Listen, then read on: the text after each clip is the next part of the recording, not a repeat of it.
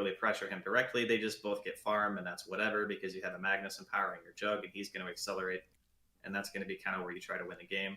I like the sniper ban because they do have some catch, but given TFT's lineup, they have so much to protect him. Like they have Song, they have a Sand King who's going to get blinked, they have a Tiny who's probably going to get blinked as well. A lot of peel, a lot of ways to reset the fight. 5 seconds remaining. So what is Matuma Man's hero? I haven't really been seeing him a whole lot play personally because I don't watch a lot of Chaos games. Okay. Ooh, the Dazzle. Huh. Still not sure who's going to end up where with that pick. They could. That is an. I don't know about that one, to be honest. I mean, it's a strong laner for sure. Like Dazzle is kind of, in my opinion at least, been forgotten about a bit, but his laning phase is still really, really darn good. 10 seconds remaining. Yeah, and we've certainly seen, in fact, just yesterday I was casting the NA qualifiers. We saw a mid-Dazzle come out, and that has history too. So it's could be a core, it could be a support, and maybe that's to the benefit of Chaos where, again, we're talking about they don't know the mid-matchup, so depending on this final pick, that's where they could determine what they would like to run themselves. Yeah, there's not a lot in the pool that actually just beats Dazzle 1v1. That hero is an incredibly strong laner. You may now. All right, so it is going to be the Pugna. It's kind of it's a hero that can play quickly. You can take towers with it, because Tiny, like you mentioned, is being played by Hanskin. If he's able to get good levels in the early game, then him in an era with the burst potential that they have, they can do so much work. But basically, the only hero they can't kill is the Jug. As long as he has spin up, he should be more or less immune to that sort of thing, but everyone else is very, very susceptible to dying. Bounty Rune contested. You got Keizu seeing Tiny there as well and falls back. How about Misery, though? He ninjas the Bounty Rune over here, and that's going to give them a 3-for-1. Now, can he get out? He did level up Skewer to help himself get there initially. He's got a TP. Tiny hasn't leveled yet. Gonna wait for what's appropriate, but will he even chase at this point? Looks like he still wants to at least keep and pursue, but I think Misery should be fine in the long run. Yeah, it's just kind of, he's got too much health, right? Like if he uses a stun or a toss and Hanskin, he hasn't even skilled anything just yet. He just TPs, and if he just doesn't TP at all, you can never really cast his skill, so he just gets to walk it off. Kezu going for the creep cut here top, but there are two heroes here to stop him. Yeah, it seems like they should be able to handle the CC. He's going to toss him back, and exactly, it's going to pull the creep wave back even. And get some counter helix procs as a result, too. And Magnus now shows up. Again, leveled up Skewer, though. So not a big damage assistant, and this is just going to be its own lane. It's going to be a 2 versus 2.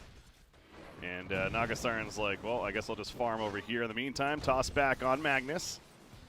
He is getting low, and a couple more auto attacks. One more needed. Ancient Apparition will pick up the first blood, so they do eventually dwindle down Magnus to get that kill, but Keizu's still confident he can take this creep wave. The double stout shield doing work.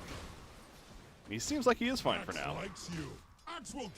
He'll be alright for the time being. Honestly, it might be a blessing that Misery died there, because I think it's more important that Keizu gets through. Yeah, Hanskin's actually just dead. Oh. Tower is under attack. Toss back. He's going to survive, right? The Battle Hunger is not enough damage. Yeah, it's not enough. Not at level 1. But the big difference is, like, having a level 2 spin means you kill the waves so much faster. It's almost like a 50% damage increase going. Actually, it's more than that from level 1 to level 2. Yeah, 60 to 100. So if we can get level 3 sooner than later, would be nice. Going to end up pulling this creep wave as he doesn't have any more regen. He has that salve in the stash. Nagasaren's running over, trying to catch, but of course no ensnare yet. He will be fine. So this is turning into being a very interesting lane, as we do see with these creep cutting strategies, and Axe, of course, the king of that. This is kind of why I thought that Chaos would try to avoid this matchup. I thought they would want to put Keizu against the Sand King for like this specific reason. Like, sure, he hasn't died himself, but he's not going to be getting nearly as much as he could be if he was just in a 1v1, and then you just have the Jug top, and Spin can threaten Naga in the early game, right? Because their strength gain isn't spectacular, whereas you can't threaten the Naga at all like this. They do find the Sand King bottom, though. Milan manages to get that kill. Well, I was watching that. That was honestly pretty odd from Zibit. He doesn't have Burrow Strike leveled up with the way he's playing this. He just couldn't the creep wave like Axes. He kind of just accepted death at that point. I mean, I suppose that is a strategy where he was out of mana anyways and had killed most of the creep wave, so nothing wrong with just dying and getting back. Usually you want to suicide at that point, but Either way, it seemed a little off, and it gives up a solo kill to Dark Willow as a result. Yeah, he's got 2 sentries on him as well. He's trying to find his way back into like a decent position, but he's, like you said, no burrow. Taking. If he dies again, this lane is really... Okay, you got 3. Gets level 3 and he levels it up. Yeah, that would have been bad, because then TP's on cooldown, has to do the lonesome walk. So he'll survive, but again, he's already used a bit of his regen. He only has 1 tango left. Still not a great circumstance to be in for Zibe. Yeah, this mid matchup, we haven't talked a lot about it because there's a lot of shenanigans going on top. They even... Hanskin gets cliffed. He's forced to TP back to the shrine, so he's going to be here to try to stop Kezu some more. And Kezu's out of regen again, so sitting at about half HP, there's no way he can continue this creep cut and bottom again. Zibe going to be going down. Yep. That's a brutal combo. I mean, without Burl Strike especially, he's pretty much dead. Curse Crown on top of the spin. This is one benefit of having the Willow Jug against the Sand King, is that the Axe would never kill the Sand King. He wouldn't even pressure him, really. They would both just farm. Yeah. Little skewer. Regen rune picked up by Chessie. Misery trying to set up a kill on Hanskin, though. Matama Man throwing out the heal. Taking the avalanche, and Roshan will say thank you very much. I'll take this kill from you. So Roshan credit for that one. The Nether Blast is in time and takes out Matama Man. Painful indeed. Misery is going to try to keep walking away, but Chessie has another Nether Blast coming out. If that connects, it does. A double kill for the Pugna, and here comes that tower pressure now with more Nether Blasts. Man, that TP was so optimistic from Matumba, man. I can't believe that he actually went for that. Like, having to run back to your lane at 4 minutes as a mid, oof, that feels real bad. And now Chessie, you know, he's going to be level 6 almost by the time he gets back, and Matumba Man's still level 4. Yeah, this Pugna is starting to really get a bit of a lead. And CS, I suppose, it's still actually very even, but that tower pressure starting to kick in. As you mentioned, the level advantage, perhaps the biggest thing, a full level that he has over the Dazzle. His 5-minute bounty rune spawn, and TFT does a much better job this time around. In fact, they get all 4 of them after losing the first set of bounty runes 1-3 in favor of Chaos. So the slight overall advantage this game now for TFT. Yeah, this is good stuff. And I think the Naga is still going to have a pretty good game for a good amount of time. Like, obviously there will come a stage where Faded with the Empower is just going to be enormous, and he's going to just do so much damage in the fights because of that Empower. But it's quite a while before that really starts to become too big of an issue. Zibi again, bottom. Trouble. There's that Cursed Crown, and spin not even needed at this point. BT Faded just simply right-clicking, and that's an easy kill. Has the drums queued up, back to the mid lane. All right, Mizzy will just see Hanskin hiding nearby, and that'll be the end of that, so nothing really coming of it. But Juggernaut, just like last game on the Phantom Lancer, VT Faded, he's having a very good time with his farm, and in fact, top right now in the game. Yeah, I don't know, this situation doesn't seem super great from Chaos. I mean, they can slow roll it if they really need to. Misery gonna get spotted here by Hanskin. 2 level 2s, you know, some casual D-warding here. Some mind games coming out. Misery, though, he's being followed by the Illusions and Ancient Apparition in pursue. Chilling Touch will be activated. No Cold Feet. Wouldn't be hitting, so no point. And Magnus just kind of keeps walking away. So, yeah, the supports kind of have their own game going on as top lane wrapping around Kezu. They feel like they have enough pressure for a kill now, but Kezu's too slippery. He's got those brown boots, and he's going to walk through the trees. He'll be fine. Yeah, they're putting a lot of emphasis on keeping Kezu down this game. I mean, it makes sense, because like during the mid-game, he is their tempo. He's the guy who starts the fights. If he gets his Blink Vanguard as fast as they did in Game 1 on the side of TFT, could be some real problems for them. But they're, like, he doesn't even have his Vanguard, and he's so far away, and he's going to die here as well. Yeah. Talk about addressing Axe. I mean, when the Pugna rotates over, you know they really want to lock him down. Now, Zibe does go down to the bottom lane, so both teams losing their offlaner. I mean, neither Sand King or Axe is having the greatest time, but this is what Pugna does. Level 4 Nether Blast, and the towers just start melting. That's going to be a Tier 1 top. From the mid tower is also close to half-life as well, so he's going to port back mid, and wouldn't be surprised to see that going down sooner than later. Yeah, I think it's more important for Kezu, I think, to have a game on the side of Chaos than it is for the Sand King. because we've already been seeing like the Tiny and the AA with the Pugna burst damage is already more than enough to get kills, and they're pretty good about being able to get in because they have toss, so they can close the gap a lot easier than Chaos can without the use of items. So I really like that TFT has prioritized just bullying Kezu basically out of having a game. They are going to lose the Willow on the side of Chaos, and Fade with the spin. Yeah, Fade's still feeling like he can make a play here, and he certainly can. He takes out Ancient Apparition.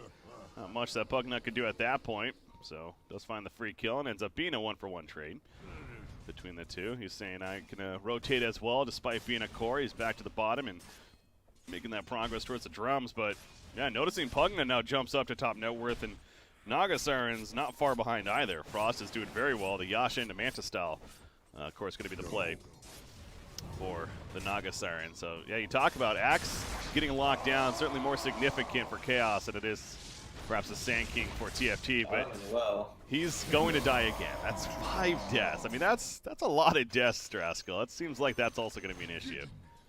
I mean, he is dying a lot, but he's also level 6 in 9 minutes against a dual lane that is very high kill potential. Ooh, mid lane. Bramble Maze heal. If they kill Pugna, that's big. The Cursed Crown, not going to be enough. And Milan, he'll finish it, though. In fact, Matoma, man, credit for the kill. The poison taking him down. That's a 4-kill streak stopper. 400+ gold going the way of Dazzle. That's a big kill for Chaos.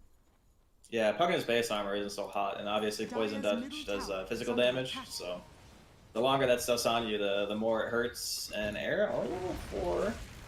Nice Bramble. That Bramble connects on top of the Shockwave, the skewer backwards, and good execution for Chaos. Misery knows he might be in a bad spot now, though.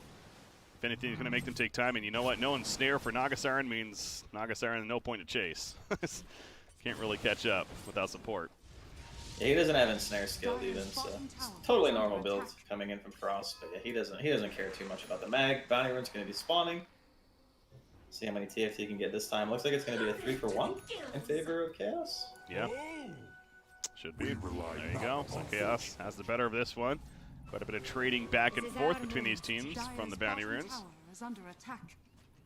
I mean, this is a really cool game to watch because it's very close. Like, it's almost impossible to tell who really has the lead.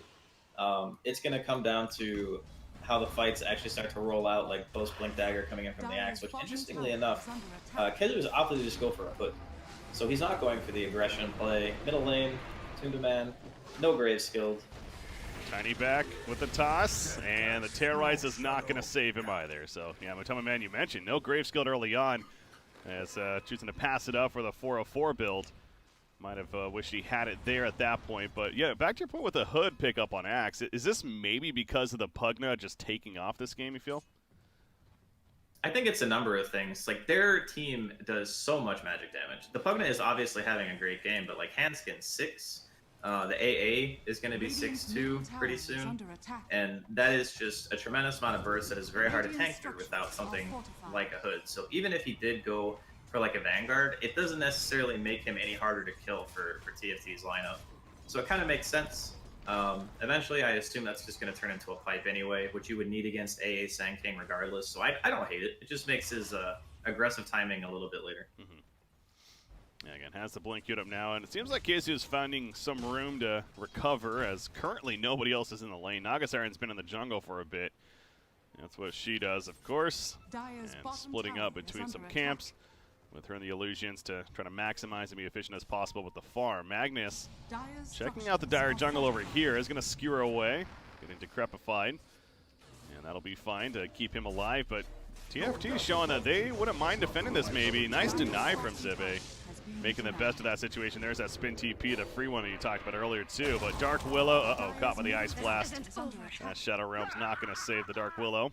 And Pugna gets the kill there. So Pugna 6-1-0 right now. Has the Aetherlands, a Yule's queued up. And the progress is certainly there for Chessie. Yeah, Pugna's one of those heroes that he can take off really quickly as long as he has a decent lane. Like, he doesn't need to really crush it, but as long as he gets his level 7, level 8 on time, he'll be able to walk towers and kind of just take them. And I think that's more or less why Matumba Man has not left mid, is because they really want that tier 1 mid to be alive. It's the most important tower. You have a Magnus Jug lineup that wants to be able to farm. Misery is just dying to Naga Illusion's bottom, by the way. And Yeah, he's certainly dead. Support Magnus goes down. Dire's top tower But I mean, is that's the under part on the attack. map, like, as weird as those type of deaths look, that's the part of the map where the cores absolutely do not want to be. Like, top right now, they're counter pressuring the tier 1, Omni off on the Handskin, nice decrypt. Ice Blast, it was flying in, it came late for action, it doesn't connect on a Juggernaut either, so the Ice Blast all the way from the bottom of the map just could not get there in time. And VT faded, he'll just keep spinning, he's going to hit by the stun there, but it doesn't matter, and he's working towards that Maelstrom now. Seems to be a go-to build as play for these Juggernauts. Hans getting caught in the Bramble Maze though as he's running back towards Roshan. Bedlam on top of that with the Cursed Crown. Milan, not enough damage though. Tiny will survive this, the stick use, hoping to keep him alive. Jesse's nearby, he's dealing with this Magnus who's behind the tower. A little funky here, Misery. He's trying to get the tower killed. It's not going to happen just yet. The Ice Blast coming through the Terrorize to push up Pugna, but down goes Magnus. Milan picks up the tower kill, but something tells me it's going to come at the cost of his life. Or maybe not. Shallow Grave with the TP. No, the song committed. Oh, that's a hefty cooldown. Middle tower is under attack. I mean, to be fair, when else are you going to use Song? Yeah. Like, I think it's quite hard for Chaos to really commit to him. So how do they kill him, right? The Axe would have to have Blink Dagger, he'd have to get Omni'd. I think it's actually completely acceptable for Frost's Song for that kill, because it does also result in them getting it. So, True. all things considered, it's a long cooldown, but realistically, there's nothing on Chaos that really threatens to kill him right now. And he's feeling pretty good about it. Like, he's got his Manta pretty much done. He's insanely farmed Radiant's at middle this stage in tower the is game. under attack. Yeah, showing about a 1,500 net worth lead, and I look back at KZ at the bottom, just notice he got his Blink Dagger.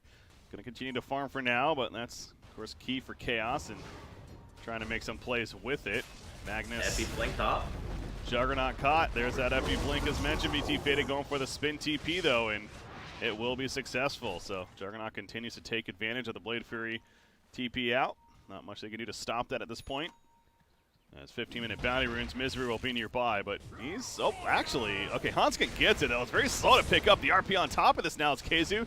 Jumped in initially. Zibe's getting low. He's able to stun away for the time being. Tiny tossing on out. Axe over to his teammate, even an Ancient Apparition. Zibe's getting very low still. Hiding inside that Sandstorm, but they have the vision needed to Decrepify. He's just out of range of the call. They are going to catch Tiny, though. The Coaling Blade is on cooldown as it was early. As Era, he destroys the bounty rune right in front of them, and he walks away. So, very chaotic fight there. Ends up being 2 kills for Chaos Esports Club, but Nagasaran just continues to do her thing bottom lane and farm, so you could argue it's actually decent for TFT still. Dire's structures are fortified. I mean, the kills definitely weren't the best, but yeah, I see your point. Like, he's actually gaining net worth on Faded at this point, even with the use of Empower. Truth be told, though, Faded is playing pretty aggressively, and he hasn't been empowered too much. I think he's gotten it like 4 or 5 times in the 60-minute game so far.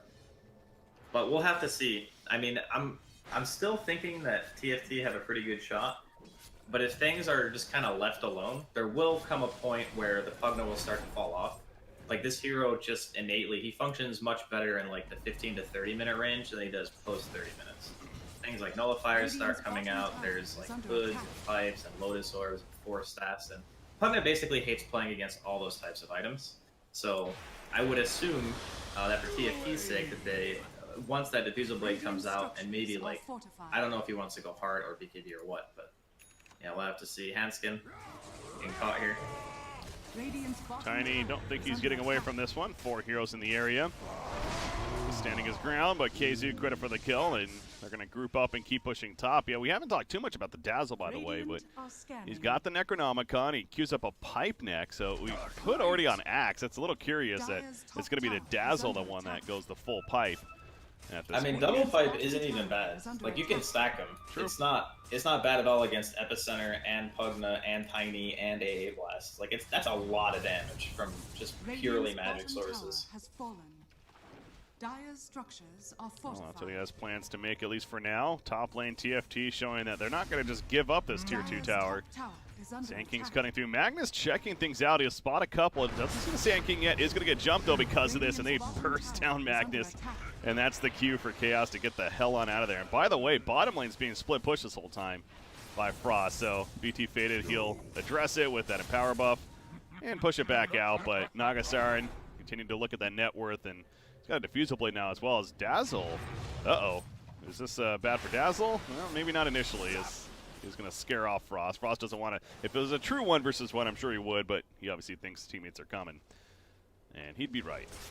Yeah, there's no way Matuma Man ever kills him in a 1v1. It's just not possible. He has 2 dispels, and the only way that you solo kill on Dazzle really is Poison Touch. And since he can remove it immediately with either popping Mirror Image or the Mantis style, that's kind of why.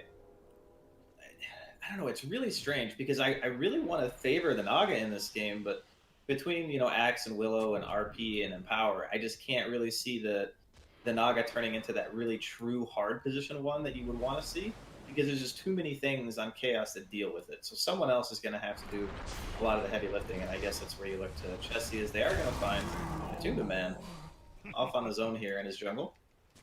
I suppose that's where you can maybe see a tiny transitioning, and you're getting at Pugna will start to taper off in the later game as far as damage threat, but you know, if Pugna goes more of this damage focus, something like the eventual AC, the Echo Saber even, perhaps, I mean, you get the point. He could build it into the right click, but at least for now is going to be going the Blink Dagger. And he's thinking about farming, and yeah, his net worth isn't the greatest, so that's a pipe dream, certainly. Tower is under attack. I mean, this Naga is soaking up so much of the map. Like, that's just what this hero does. So, that, like, normally position 4s might get a little more than Handskins getting this game, but it's just the nature of their lineup. Like, Pugna kills waves super fast, Naga kills waves super fast. To be honest, the fact that his net worth is as high as it is kind of surprising, because there is just not a lot for him to acquire on the map. Middle tower has fallen. Mid-tier 2 goes down, favoring TFT, but Chaos farming up here. Again, Magnus just being that true Empower bot, sitting behind the Juggernaut, has level 4 power. He got the 20 attack speed at 15 on Jug? That's crazy. I mean, it does benefit your Omni, but 50 movement speed during Blade Fury is so good. That's crazy. I don't know how many times I've seen Jugs take that talent. This might be one of the first times I've seen it. Yeah, I can't say for certain, but it obviously makes the point that he wants to just be more aggressive with it and go for those quick burst kills. His 20-minute bounty rune perhaps could come into play here with a fight, but that's not going to happen. Chaos doing a good job of controlling that room, but Frost is just down here by himself yet again, and he gets both of them pretty freely. He's got an Eagle Slong now, so this Naga Siren, I get your point that the Radiant team has a lot of answers to this farm Naga, but still, she is getting the farm, and that's that is good news for TFT, and at least giving them the shot. It does also mean that if Chaos don't execute a fight correctly, the Naga will just eat them alive. Like that hero, if you don't like get the RP or an Omni or something big like a Blink Axe Call, maybe Kezu he does have his blade mail now. Okay, so yeah, with those combination of items, they can kill him. But if they mess it up and TFT are able to disengage and like go again, it gets real rough for Chaos. So I think that's kind of how they want to go about taking a fight. Blast into the pit. It's going to scout out Chaos doing Roshan currently, and bottom lane is still just continually being pressured by these illusions. But they are going to TP on Frost, so we'll see. They do have the song. Trying to defend Roshan. It's not a very fast Roshan. It's taking still a little bit of time. But that minus armor as Magnus just explodes. So no RP threat now, and you got to think TFT wants to engage, but Roshan's going to go down. Oh, the steal. No, VT Faded picks up the Aegis. In fact, Zibe goes for the kill on Dark Willow instead of jumping in the pit. Meanwhile, back here, the song used, canceled eventually. Trying to follow up for some more kills. Double buyback though, so everyone currently up. The Omni Slash starting to bounce around, and that's Tiny in the midst of that, getting cut down. Decrepify keeping him alive for now. The life drain as well. Hanskin's going to survive thanks to that great support of that mid Chessie. Playing Pugna. Juggernaut going down. The Aegis bringing him back up. He's spinning on top of Frost.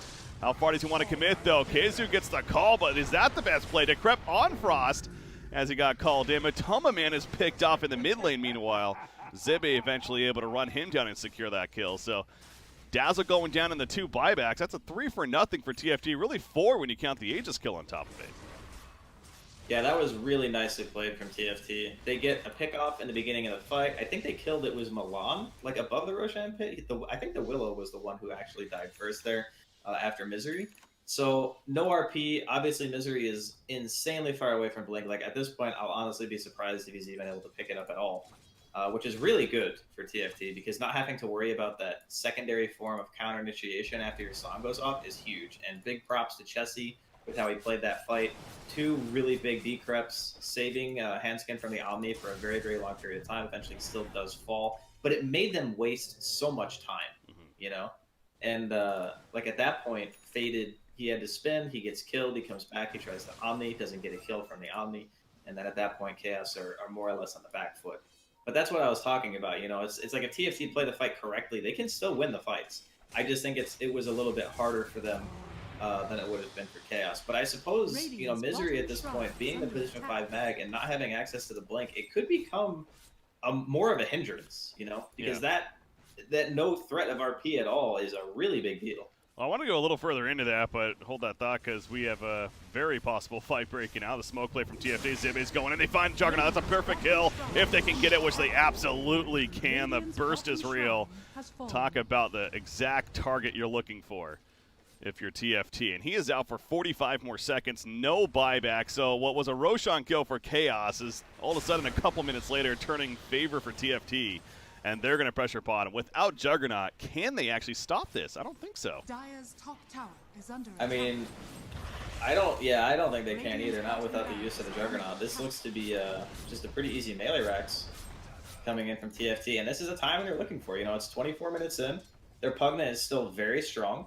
Radiant's bottom The defensive decrypts this game have been really on point. I have to commend Chessie for not overcommitting. It's really easy on a hero like Pugna to get, you know, really aggressive and, you know, try to go for the life drains because you have this lens and everything, and your cast range is really long, and it feels nice to be able to cast your spells. But he understands the functionality of his hero in fights, and it's showing. You know, saving people from the Jug is probably one of the best things he can do, and since he also has Yules, he can counterplay Kezu and he can counterplay Faded with 2 spells, and it completely negates their influence in the fights. Like that Pugna pick from TFT is doing work this game. Yeah, as you'd hope for with a 10th pick for the final tribe, and certainly Chessie living up to that. Back to the point about Misery, though, on Magnus. Yeah, no Blink Dagger, of course, playing position 5. That's still a way off if he still even wants to get it. I'm sure maybe does. But point is, the last couple of fights I've noticed, too, his positioning, he's been pretty much in the front at both of the Roshan pit and up at that top lane when he was kind of tanking the gank, I suppose. But that makes me kind of wonder, you know, is that the most efficient way to play? Because you do that, it gives away any threat of RP, and it does seem like it opens up TFT quite a bit to play much more aggressive and go for some big plays. I kind of see where you're coming from, and I thought about it for a little bit too, and really the conclusion that I've come to is it's better for him to die than anyone else on his team. Like, just flat out, if he dies, it's the least impactful to the fight because he has a level 1 skewer and he doesn't have a dagger. So what are the odds of him getting a good RP with a level 1 skewer? Basically, it's not great. So if he dies and his team is able to walk away, or he dies and his team is able to take a successful engagement off of that, then I think that's more than worth it for him. But the unfortunate part about it is that everyone on TFT offers a pretty good amount contribution-wise to the actual fight, whereas Misery is just helping his Jug farm. That's basically his entire contribution besides like putting wards down and stuff. So, I like I said, what you're saying, it pretty much means it'll most likely not get a blink unless they get some huge high ground defense at this point. But yeah, he's kind of a liability in the sense that he doesn't really offer any team fight. It really is amusing. It's almost like he's on a leash with this Juggernaut. He's just following him every which way, and is gonna get pushing in with the illusions of Juggernaut. But Sand King was in the area, at least is now elsewhere. But the rest of his team for TFT is pushing the top. They have a 6,000 net worth lead. Again, no more Aegis to worry about as that was taken out immediately. The next Roshan is 2.5 minutes before a possible spawn. At this time, but Tiny's got a blink, Pugna's got a blink with the Aeon disc recently purchased, so he's that much more difficult of a kill, and has done a great job of using the life drain defense leap in as bottom tier 2 goes down, but you want to think about looking to defend that top lane if you're Chaos. This Naga Siren almost has a heart. In fact, is a heart coming out? It sure is. That's going to be a full heart on the Naga Siren. Yeah, I actually feel like this game might just be over. Honestly, like this is Radiant's middle tower is under I just don't know how they're supposed to engage as Chaos right now. Like if the Mag had a blink, it's a very different story. But the fact of the matter is this guy not having dagger means that they have very limited ways of taking engagements. You don't have that threat of another hero that can just turn the fight. So as soon as Kezu commits, they can choose exactly what they want to do. They can disengage with Song, or they can commit themselves with like Sand King and AAL and all the other stuff. And they've shown that they have insane burst, so much burst that it's really hard to grave. They are smoked though. And they're going to catch Hanskin initially. Bramble Maze cuts off Frost. Hanskin, DeGrep, once again going to save, at least delay this a bit, and eventually does go down. So it seems like TFT just simply wants to retreat, not allow Chaos to take more advantage of that fight. And, you know, again, it goes back to Tiny just tanking the gank, as mentioned. And Chaos still hunting, though. I mean, they didn't really use a lot, to be fair, to make that kill happen.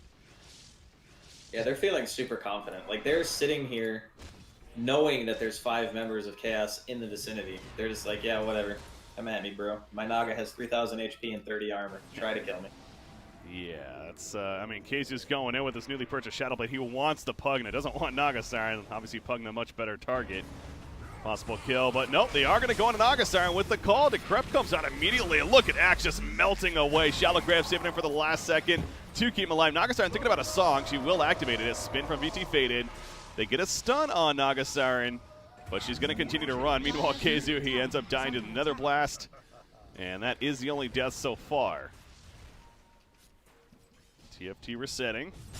Ready to go back in. Zibby finds the target in Magnus. He still has RP. He can't screw away, though. He's trying to. The shallow grave will save him, but the tossing with the illusion.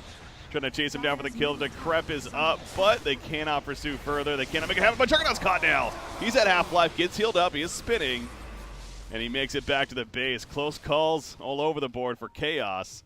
And now Milan's trying to drag everyone to the right, which they are going to chase. DeGrep slowing things down. Bramble Maze helping out with the Curse Crown, but Chessie in the life drain. However, the Curse Crown procs. Milan, he's going to maybe try to deny himself, and not going to happen. Zibbe will make the kill take place.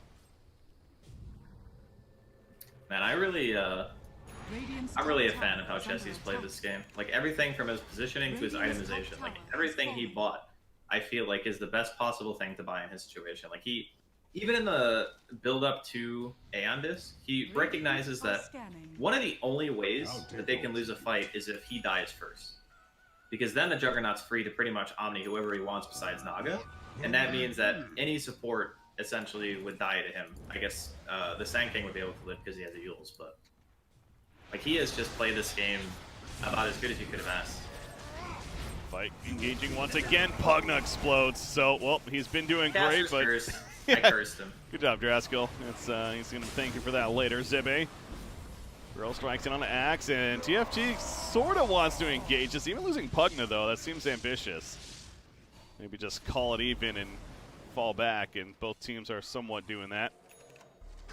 And I believe that will be the end of the engagement right there. So yeah, Pugna kind of blowing up. Shows you that Chaos certainly still has plenty of fight in them, and they can get some burst damage in. Yeah, unfortunately his Aeon was still down from the top fight, so wasn't available to save his life there. Interesting pickup by Faded, by the way. He goes for a Linken's. I mean, against the Sand King, I kind of get it, but he already has Yules. So you buy yourself, like, what, maybe a quarter of a second if the Sand King knows you have the Linken's already, because he has to obviously use that first before he can stun.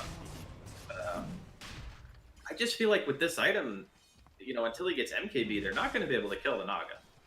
Like, he absolutely needs the Monkey King bar in order to bypass the evasion. Even the illusions are giving him a hard time. So, still a while, I think, before Chaos has the necessary damage up with to really take down that Naga Siren. I will say, though, that if the game goes for a very long time, like let's say they defend for another 20 minutes or so, there will come a point where I think that Chaos can mount some sort of a comeback, but I don't think that TFT are going to let it go that long. That's the question to be answered from TFT, really, and I guess a Roshan will help get us there. The second Roshan, you have Naga Siren still pushing the bottom in the mid lane. Going to force pressure on Chaos by Keizu. He's hunting. Oh, Zibby just stunned into counter ward, and he is caught. Pugna, the life drain on top of the Yules. He's going to survive for now. Ice Blast coming under response as well. That spin's going to be wearing off of BT Faded, but the Terrorize pushing 2 heroes back. Sand King included still very low. He manages to get the stun off. Tiny gets his Avalanche as he takes a stun, but the Naga sleep will stop any chance. I can't. Never mind. She TP'd out a little too early, and they do catch Tiny. So, to be fair, I think Hanskin hesitated a bit with his TP. Yeah. I think he hesitated about like a half a second. And normally, you know, it doesn't matter that much, but I think he actually would have lived if he didn't. So buyback immediately from the Tiny. They just want to force Chaos out of the pit. I mean, it's still a game. Like, the Juggernaut's net worth is relatively close to the Naga. Like, 3K is basically like one lost team fight in terms of net worth for the Jug. You get a lot of gold for kills now in this patch, so still time for Chaos to make their way back into the game. They are down a set of racks, and the tier 3 top is also gone. And that does mean that if TFT take one convincing fight, that Chaos base could just explode. Naga kills the buildings very, very quickly. One thing, too, that I wanted to point out that I feel like bears mentioning at this point is EXP-wise, TFT are not looking so hot. Like, if you look at the levels, Matuma Man and Faded are both level 21. Yeah. The Naga's 18 and Chessie's 17. And a lot of that's just due to the fact that TFT have been playing around each other a lot. Like, it's been a lot of 5-manning, so they're not really efficiently getting EXP on the map. And level 25 and level 20 talents are still a pretty big deal. So, like, when the Juggernaut gets 25, he can either go for the 600 HP or the Omni. I assume this game he's probably going to be going for the health.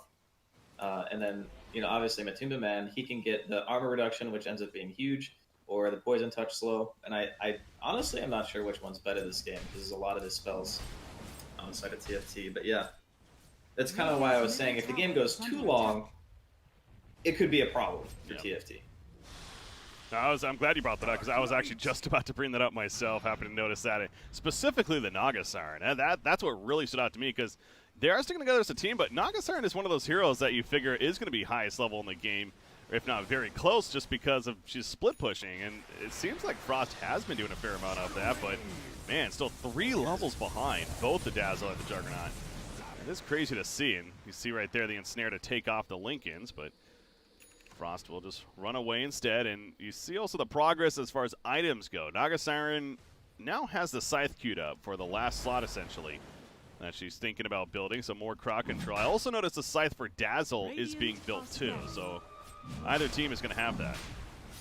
Yeah, the 50% cooldown reduction hex on Dazzle is nuts. Like, this hero carries usable items probably better than any other mid-hero in the game, just because of how frequently you can use them. So they are going to go for a smoke here. They don't have Kezu, and their Shrine is dead, which means there's no way he can get to this fight. Oh, they're going to go for Frost. No, okay. That's going to be a very early sleep in the fight, and trying to figure out what to do with this. VT Fade is able to spin, though, and he goes in. Zibby on top of the Sandstorm. Hans got the combo. They take out Dark Widow. So now Kezu's back up. He mentioned no Shrine, though. It's going to be a while. Dazzle's being collapsed on by the Naga Siren. The Shallow Grave saving for now.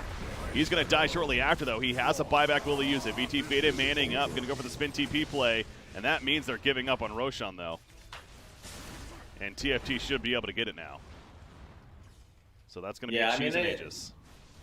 It was kind of a Hail Mary, I feel, to try to stop TFT from getting Roshan, because this being a cheese Rosh is kind of the opening that TFT need to at least get another set of racks. Like, they can just push down top. The wave isn't even past the river yet. Faded's trying to push it out while he realizes that TFT are still inside of the pit. But we need some lane pushing going on here from Chaos. They need to get this wave away from mid. They need to push out bottom and top. There's a lot of stuff that needs to happen in the next, like, 60 seconds or so if Chaos want to be able to hold their base. See, Magnus manages to pick up that Blink Dagger. That's pretty big, so perhaps Misery could make that big RP play. There is surprise factor. That is one thing. Like, as crazy as it sounds, it's a 30-something minute blink. And sometimes, you know, you're just in a game and you go, oh, he just got blink. You know, and since there's no wards that are going to scout him out, there is the opportunity, like you said, for Misery to get an RP because they just don't know he has the item. Yeah. Not sure if it's going to be impactful enough just yet. And they did not give the Aegis to Naga. They gave it to Chessie. Yeah, I mean, how do you feel? Because Naga Siren is very tanky. I mean, we're dealing with she's got almost 4,000 HP. I think it's okay. Yeah. I mean, I'm just mentioning it just in case, because they, at this point, since MKB is up on the Jug, they do actually have enough damage to kill him. Between Mjolnir and MKB procs, that's actually like where a majority of your damage comes from against heroes like Naga, because they have such high base on them. So you're getting the cleave from the Empower, you're getting the bonus damage, which obviously helps. But, okay. They get the Lincoln's break on a Faded, but I think they misused their items there. They did. Yep. He obviously meant heals to break and then stun, but... Yeah. Whoops. The Lincoln's taken off again. Juggernaut gonna spin aggressively to take out the Pugna ward. And falls back into the base. So the ranged Rex is going to be beat down. The constant illusion spam from Nagasiren, clearly an issue, especially with the stats build that she went for. And so Juggernaut, I mean, he does plenty of damage, but it still even takes him a while to take them out. You just see how Frost is just, why would he stop? He's just going to keep the pressure up between the Manta style and the mirror image ability. So Chaos has ways to push back, but even with that, it's still plenty of damage. And how do they get out of their base? I mean, they're going to need to make some kind of smoke play or some RP play, but TFT is playing this very smart. They're not forcing too much. They're just letting the illusions slowly dwindle down the racks. Yeah, I mean, Chessie can kind of bob and weave a bit, do some poking. He just threw out another blast there. He's got the lens, so he can stay very far away. And he's got Aeon and Aegis. So even if Chaos commit to try to kill him, and they have Song to back them up as well, they can just run away whenever they want. Like, it's not really an issue of TFT in this position to really go all in. They can be very non-committal about how they take the pushes, which is completely fair, because if you play this way, you're not giving the opportunity to Chaos to find a fight. And look, they just get another range racks for free. Like, it's just death by 1,000 cuts at this point. It is. Absolutely. That's a great way to describe it. There's just so many attacks from these illusions and adds up over time. In fact, top lane, Keizu thinks he does catch the Sand King, but I think it's he the one that's going to be caught. As Ice Blast coming out, the RP, it only hits Sand King, skewer backwards. And there's the sleep to, will it be a setup or a runaway? It looks like it's going to be a setup. Axe is very low, Nether Blast, okay, didn't release it fast enough. And he's able to blink out because of that, but the initiative with the Epicenter, and Matuma Man's getting low. They've already picked up Dark Blood on Magnus, though. They're not buying back. Dazzler's got the Shallow Grave. You see the Omni Slash bouncing around. Frost is taking down a lot of damage, and Nagasiren's going to go down, so maybe regretting no Aegis on Nagasiren now, as that Juggernaut certainly does plenty of damage. Yeah, that's why I was mentioning the Mjolnir and MKB combination. It hurts. Like, it doesn't matter how much armor or health you have against those things, because he hits so fast, he has the empower. Like, this is, oh, is there? Yeah, that calling out the greatest jump of the century. Axe, that's a Shallow Grave, though, to back up. And without Nagasiren, TFT seems like they should just be retreating. However, Keizu does go down. And maybe VT Faded overextended. It is just them two, isn't it? So, and he's dropping quickly thanks to that Echo Saber of Hanskin, who's now has to deal with the illusions after the Man Style split up on the Burrow Strike from Zibe. Oh, he gets muted. He's still got a Burrow Strike chance, but choosing not to go for it. I guess he did have Lincolns. So that actually was a good nullifier there, as it prevented the Lincoln's takeaway. And he stays alive. Yeah, VT Faded is playing very well. He's an impressive player to watch. But still the damage done by TFT, but yeah, losing the Nagasiren, it shows you that there's still at least some sign of life for Chaos. Yeah, I mean, it's big that they even forced TFT to go back. Like, in situations like that where TFT have essentially set up a slow siege, just killing a hero isn't really that big of a deal to TFT, because you still had that, like, concave around their base, and Chaos couldn't really get out and do anything. The fact that they had to go back, even for a second, means that you get a couple of waves, you push it out a bit, you buy a little bit of time. You didn't have to buy back on your Axe player.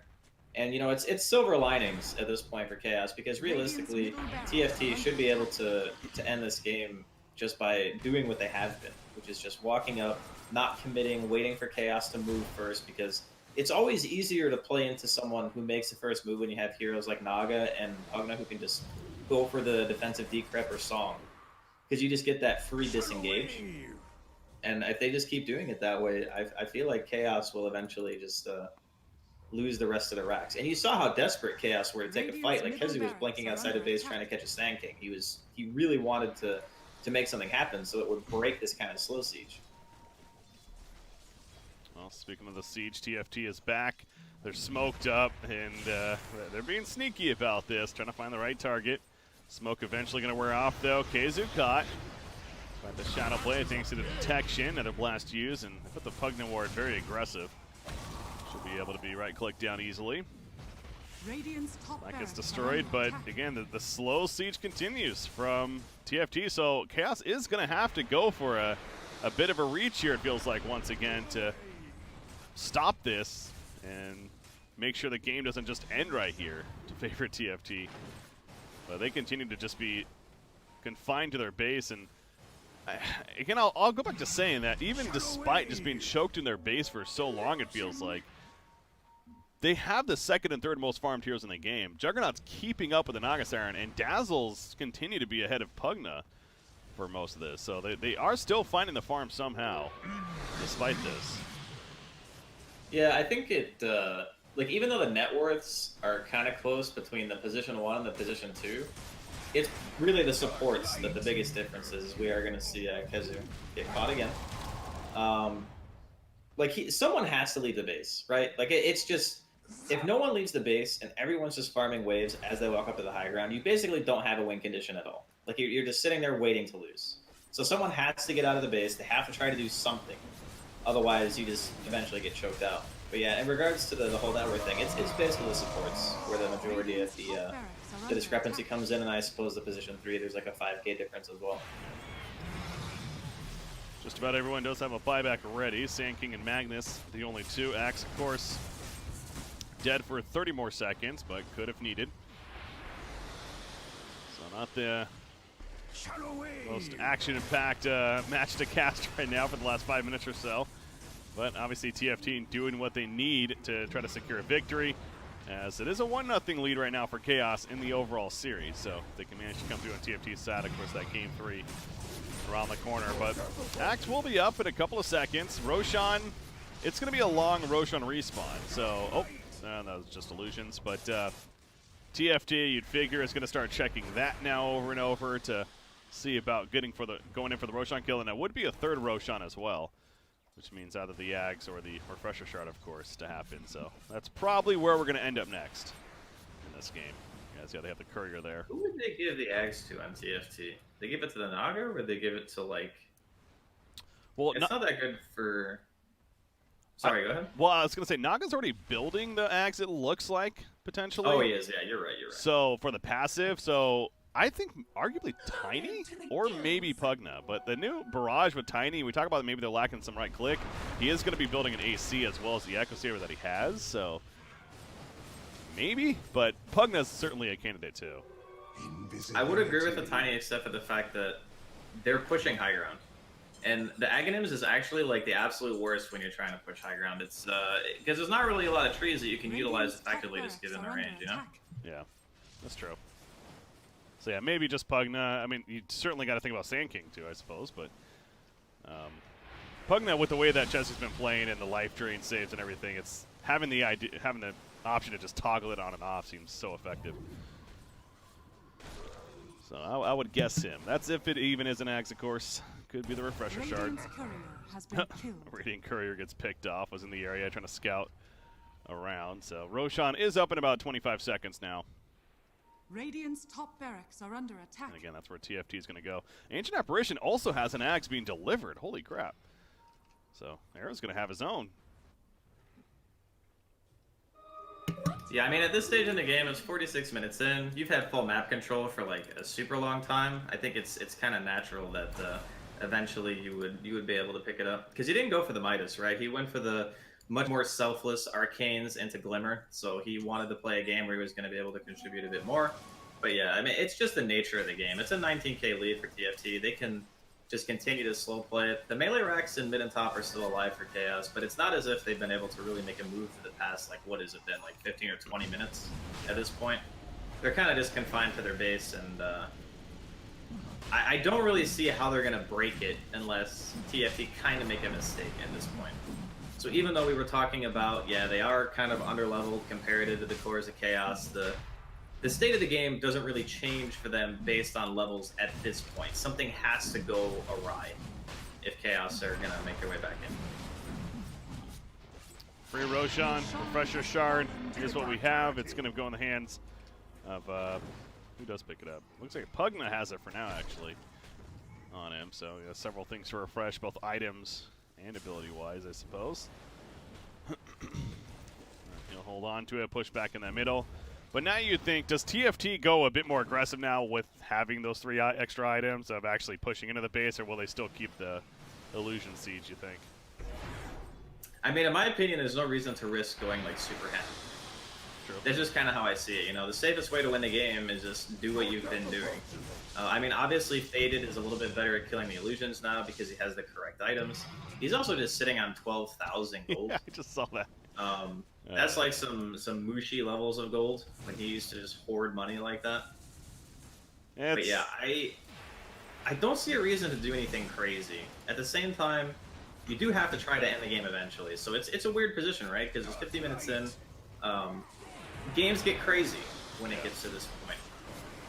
Oh yeah, you've even seen this very tournament, some crazy comebacks, and you don't want to throw yourself again. We know what's on the line. Don't have to stress that too much more, but yeah, I mean, this Juggernaut, it's not his fault necessarily, because to be fair, both the items that he would be building right now do require that secret shop, and this goes back to you for the last, it almost feels like 10 minutes. They've just been sitting in their base, thanks to the constant sieging of TFT. I mean, their courier is even dead, so like it's respawning in like 5 seconds. Yeah. We'll see if they can sneak it out there and pick up either the Yags or the Moonshard, or hell, at this point, maybe just get both for him right now. He certainly could. Sitting on 13,000 gold now. Okay, well, yeah, he bought the initial components, but then he sold them right away, so yeah, just trying to figure out where he's at, I suppose. Yeah, we'll see if they can sneak that courier in there, because, I mean, that's pretty important. If he has an Axe and even a Moonshard, or just even either one going into the next fight, of course, that enhances him quite a bit. And we saw that Omni Slash. I think the Axe is big, absolutely, for what he could do in these fights. So they're going to try to go this way. The consistency of the ult is really good, too, because it basically, like, halves the cooldown. Radiant's top barracks And Omni, even if it's not, like, an amazing kill tool in this game, it's still very nice to give him, like, another out to buy time for his like spin to come off cooldown or his manta to come back up, because when those two things are not available, he's pretty easy to kill from the side of TFT. Like, honestly, if he wasn't in this particular situation, I'd say he would almost want a BKB, but the problem is he can't really get rid of any of his items. Like, that's why he's already going for the Moonshard and why he's going for the Aghanims. Normally you look at this inventory and say, okay, maybe you want a BKB instead of like Nullifier, but the fact of the matter is he needs a way to remove Decrypt. Like, if he can't dispel that, he's never going to be able to Omni anyone, and then his hero just becomes useless. So that's normally where you would want the BKB instead of that item, but Nullifier is just mandatory. So his inventory essentially doesn't change. The only thing I could see maybe changing is the Manta, but I'm not even sure what he would buy. Like, it just feels like he's kind of hard stuck to these items. Well, the chicken's returning. It went on its mission. It came back, and it made it all the way back. And it got a little scary there as the creep wave aggroed it, but he does indeed get the Yags delivered. And so at least he has that now to work with. He has another 8,000 gold saved up, so he certainly could go again and try to now get the Moonshard eventually. But he's going to jump out with the spin. Lincoln's has popped. Uses Manta, though, and just quickly walks away. You see the racks getting very low, though. They're going to have pop fortification for this even as the top lane push is happening. With the creep wave, KZU jumps in. Gets slowed immediately. Did pop the Aeon disc on Pugna, so that's actually a decent opening for Chaos. V2 Faded will continue to spin on in. Takes a side down. Here we go. Jump in from Hanskin onto Axe. He drops to half-life. You look at VT Faded. He gets very low back here. Remaining alive, though. He can't use his Omni Slash yet. His mana's currently spent. He needs to get that mana back. That's going to be a song, and with the Ags, it will start healing up Tiny. Back to nearly full life, pretty good. But now 70-second cooldown for that Naga sleep, and Axe wants to jump in. Blade Mail popped. He gets heals immediately. Null fires up the RP. Misery's thinking about it. He takes a stun, though. He couldn't get the RP off. Maybe he didn't want to. Either way, he gets stun locked, and he's dead. He does buy back, as does Dazzle, who died as well. And that initiation was not what they were looking for, but it's a tough one. They are going to lose Juggernaut, too, sort of the man mode. He buys back, so, I mean, everyone's still technically up, but it just shows, I mean, Chaos, it's an uphill battle. Yeah, I mean, TFT's draft was a lot better this time around. They had a pretty solid laning phase, minus, you know, Zibe maybe dying a bit more than he maybe should have. It kind of begs a question, would it have just been better to go try versus try for Chaos and just let Kezu and Sanking both kind of do their own thing? Because I feel like Kezu was put in a position where it was very, very difficult for him to succeed. Like, they first phased Axe, which, you know, TFT did in the last game. But like against Pugna specifically and Naga, like, oh man, it's so hard to play Axe into those heroes. They're gonna go on the tube event. Oh, no shallow grave, but he does remain alive barely. A blast? Burst. Ice blast coming in. Is that gonna be enough? No, he had the BKB and he's gonna make it back to the shrine. Meanwhile, Juggernaut sheeped.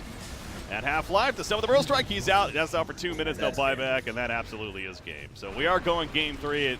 It did seem like it was just a matter of time. But, you know, credit to Chaos, they hung in there, but also credit to TFT, to be fair, with their composure. We've seen plenty of teams get too ahead of themselves, and, well, there's 3-2-2 for a reason. So not the case here, though, and